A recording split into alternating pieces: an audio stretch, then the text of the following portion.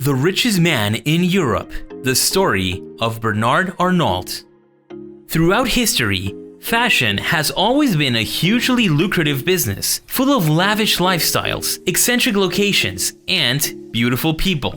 While today's fashion industry is full of those things, it has expanded beyond fabric and designs, from fragrances to experiences, all looming over that high-maintenance, posh way of living.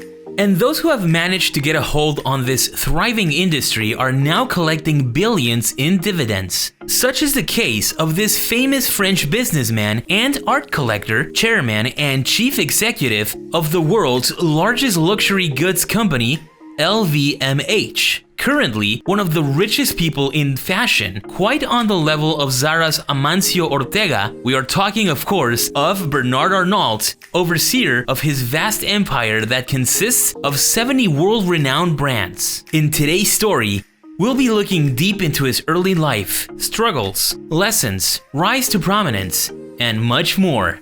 If you don't want to miss more of this series or want to be notified of all of our uploads, please consider subscribing to the channel and discovering the most intriguing stories and individuals in the business world. Let's begin. Early life. Bernard Arnault was born on March 5, 1949 in Roubaix, France, as the son of Mary Joseph, a Dior enthusiast, and Jean Leon, a manufacturer who managed an engineering company called Ferret Savinel. Being the son of a businessman, Bernard was lucky in starting young when it came to understanding the world of business. As he grew, his father became a bigger influence in his life, highly shaping his relentless approach to business that would define his future dealings and strategies. He was so close to him that when the time came for choosing a career, Bernard went with engineering, like his father, hoping to continue the family business and helping it expand into places his own father never expected before. He went to École Polytechnique and received his degree, soon returning to Ferret Savinel, ready to begin exploring areas of opportunity. Eventually, he would find one that would catapult him into success. Business beginnings.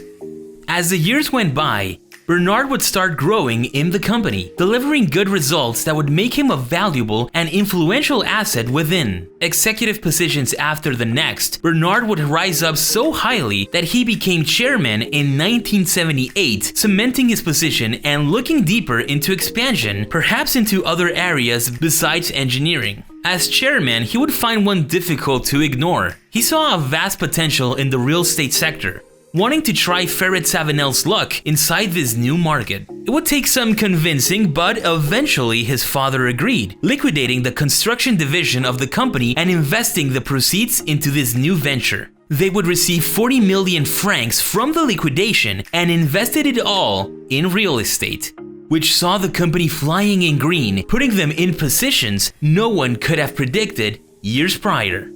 Now renamed Farinel, the company became very successful, especially with a specialty in holiday accommodation. However, times in France would change dramatically when the Socialist Party came to power in 1981, forcing Bernard and family to expand into the United States. The business prospered there as well, developing high-end condominiums in stellar locations such as Palm Beach in Florida. He began building a US branch Farinel, expanding his family's influence and preparing their eventual return to France. 2 years later, in 1983, the Arnaults returned home, having expanded to the other side of the sea and enjoying a more conservative economic course after the exit of the Socialist Party. Acquisition of Christian Dior. Bernard's analytical approach and execution not only manifested in more revenue for his father's company, but on the extensive expanse of his family's influence, both domestically and abroad.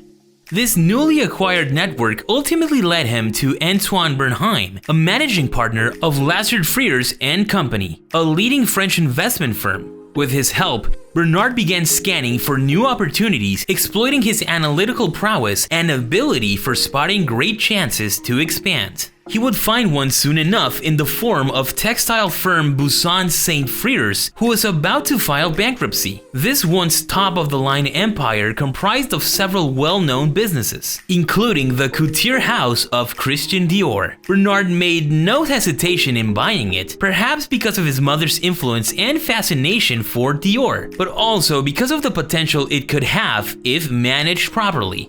He and Antoine began negotiations for the financing of the acquisition, with Bernard putting 15 million of his own up front. Antoine and Lazard Frères put the remaining amount necessary for the liquidation of the acquisition, finalizing an 80 million US dollars.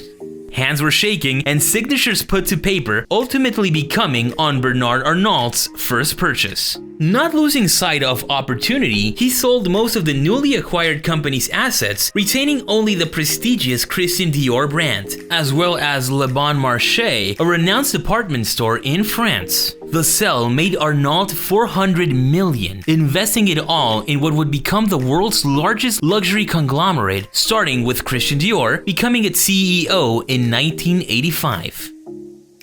Moet Hennessy, Louis Vuitton.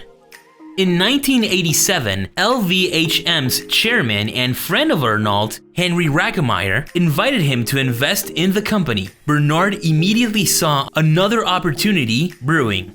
No one could deny LVMH's foothold in the luxury industry. They were a giant, something Arnault saw Christian Dior becoming under his leadership. He accepted Rakemeyer's invitation and had a meeting with him.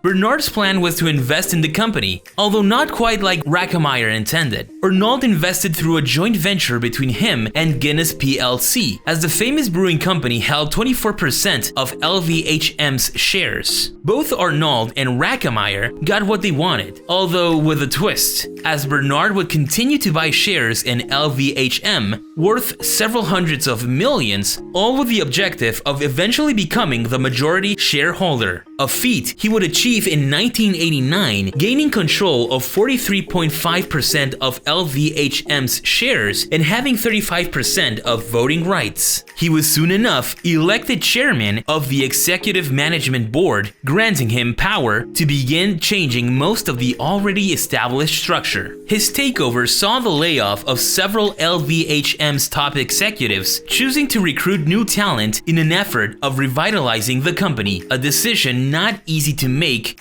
but one that is expected from a leader. He was soon known to be a tough directive, not thinking twice in terminating anyone who did not deliver the expectations he had for the success of the company.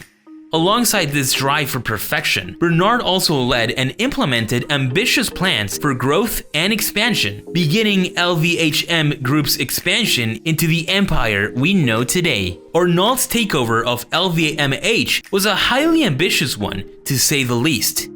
He led the takeover displaying determination when negotiating and no hesitation when steering the giant ship forward and beyond. His follow-up integrations of various famous brands into the group, such as Marc Jacobs and Sephora, caused a domino effect in the fashion industry, making competitors do the same in order to not stay behind. However, Bernard was not done there, believing LVMH could do so much more. Expansion. The following years would prove vital for LVMH and Arnault as a whole. His program of decentralization saw the group's value skyrocket 15 times over. Bernard's reign focused heavily on highlighting the heritage of each brand LVMH acquired, putting emphasis on each company as its own. This happened time and time again after each new member of the LVMH family arrived to the group. Eventually, Europe would give Arnault the nickname Wolf in Cashmere as his empire grew larger by the year. Givenchy, Fendi, Tag Heuer, Bulgari, and many more slowly became part of LVMH. To this day, it is said that Arnault is heavily interested in acquiring Hermes, but the family has rebuffed his advances and even taking legal action against LVMH in order to prevent investment by Arnault or LVMH. Arnault has also expanded beyond luxury and fashion, investing in digital entertainment powerhouse Netflix, famous French food chain Carrefour, sometimes even combining luxury and leisure, buying Prince's yachts outright. By 1995, Bernard had made excellent moves within the group that made him known as the man who revitalized French couture. He started by appointing British fashion designer John Galliano to replace Hubert de Givenchy, an already established legend of the industry. A year later, he moved Galliano to Christian Dior, granting the position to Alexander McQueen, a move that brought drama and extravagance back to the world's catwalks. And yet even more attention to Givenchy. Wanting to achieve the same effect in Louis Vuitton, Arnault appointed a young American designer by the name of Marc Jacobs to the position of creative director. By the 21st century, all great French fashion houses had been put on an unreachable pedestal. A revived interest in French fashion surged due to the various strategies implemented by Arnault, ultimately achieving his lifelong objective of making LVMH the biggest luxury goods conglomerate the world had ever seen. To this day, there is no one close to what he had achieved, and it would have to be seen if it could ever be repeated.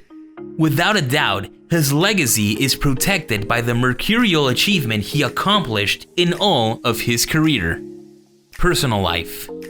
Bernard is currently married to Helen Mercer, a Canadian concert pianist, with some reports stating that he managed to get her attention by playing classical composers on the piano during a fancy dinner. They, alongside Bernard's children, all live in Paris, where they all work within the ranks of LVMH. He continues to strive for greatness and innovation at the group, visiting as many as 25 stores every Saturday, looking for weaknesses and opportunities, both within and in his competitors. I see myself as an ambassador of French heritage and French culture. What we create is emblematic. It's linked to Versailles, to Marie Antoinette, said Bernard Arnault. Currently, the French multinational conglomerate remains as the absolute leader in luxury and owner of 76 renowned brands worldwide. It is still headquartered in Paris and chaired by Bernard Arnault, one of the richest people in the world according to the Bloomberg Billionaires Index.